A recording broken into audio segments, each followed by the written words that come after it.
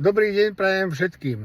Chcem vás informovať, že nedávno sa skončil ďalší diel trápnej frašky súdneho procesu s Čatárom Dobrodkom. Čoho sa dopustil tento ťažký zločinec? V prvom rade toho, že odmietol nosiť respirátor určený do prašného prostredia s vedomím, že ho pred vírusmi neochráni a obmedzuje mu prísun kyslíka. Čo by urobil každý normálne mysliaci človek. Druhým jeho deliktom bolo to, že sa odmietol podieľať na šikanovaní obyvateľov Slovenska pri testovaní.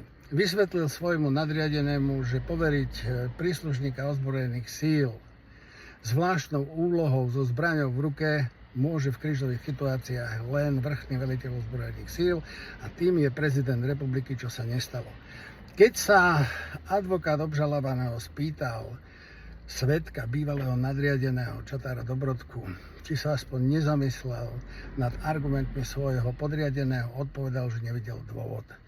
Jednoducho rozkaz, príkaz, vypnem mozog, robím, čo sa mi povie, nemusím myslieť, berem istý plat.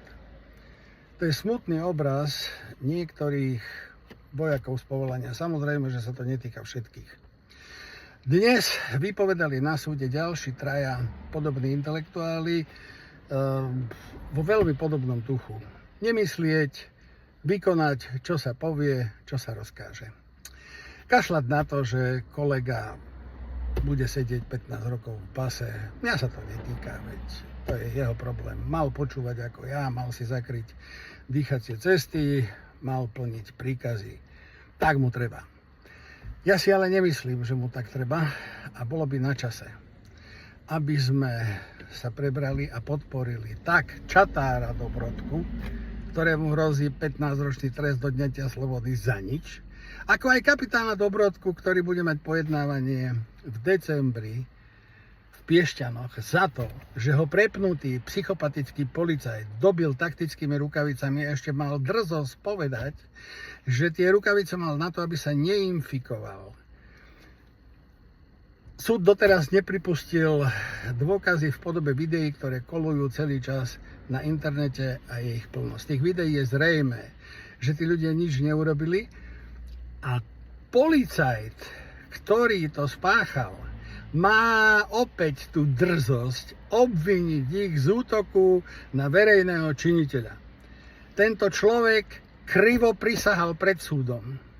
A veľmi správne podotkol jeden z obhajcov obžalovaných, že je zvedavý, či pani prokurátorka bude rovnako zásadová ako pri stíhaní týchto ľudí, aj v prípade stíhania tohto policajta, ak sa preukáže, že krivo prisahal pred súdom. Budeme na to veľmi zvedaví, budeme to sledovať a budeme všetkých informovať, pretože o tomto musíme vedieť. A nesmie nám to byť ľahostajné, pretože ak sa budeme dnes nečinne prizerať, ako gniavia našich spoluobčanov, zajtra sa to môže stať mne a pozajtra hoci ktorému z vás. Myslíme na to, prosím. A buďme k sebe viacej empatickí, viacej solidárni. Pomáhajme si, ako sa len dá. To je jediná cesta. Ďakujem vám za pozornosť, pekný deň vám prajem, dovidenia, do počutia.